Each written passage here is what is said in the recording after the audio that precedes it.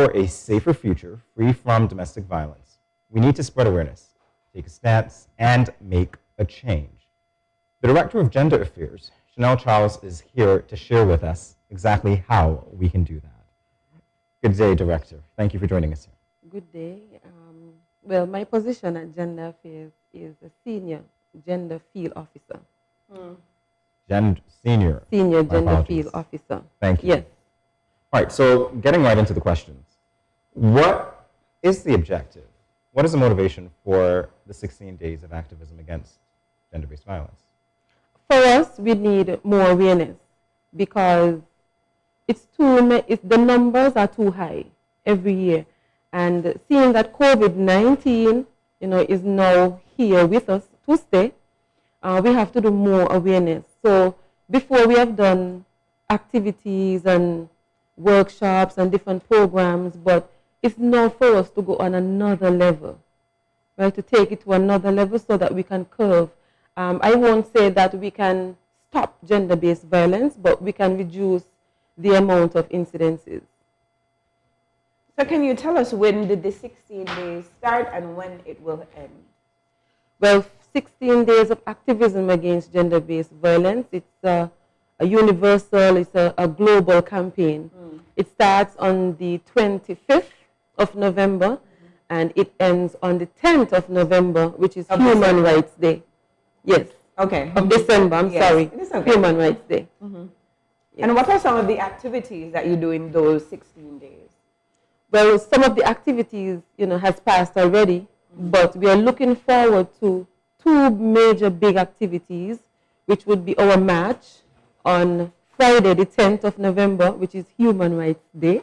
I see you're wearing your orange, so you're orange in the world. So orange is the color? Orange the world, okay, yes. All right. And we got that theme from the UN Women, Orange the World. So then all over the world on December 10th, people will be wearing orange. Yes, orange. But we start wearing our orange from the 25th until the 10th. But on that day, we are asking people to come on out and march with us against violence, gender-based violence. Not only that, but specifically to domestic violence, which is an issue for us in the Federation. And speaking of that, that leads me to ask you this. What is the picture of domestic violence in St. Kitts and Nevis in terms of the cases that we've had? What's your experience been? For us at the department, the numbers are quite high. For 2020, I think we had about 120 cases. And we're in 2021, so I must say 2019, we had 120 cases. 2020, we've had 359 cases of domestic violence. Wow. That's a dramatic increase. Right. So now you see when we talk about, awareness, more awareness and more campaign, that is what we are striving to at least let people know out there that, you have a system that works. You have a system that supports you, right? Because people tend to think that gender affairs, it's just for men. No. Gender Affairs Women Affairs, actually, that was the name first. It was established in 1984. But after realizing that, it's not only women who experience domestic violence, there was a change to our name, and it was changed in 2000 to the Department of Gender Affairs, where, we address men and women issues. So you're saying that men are sometimes the victims of domestic violence as well? Definitely. Definitely, but our society is not a society that allows us to,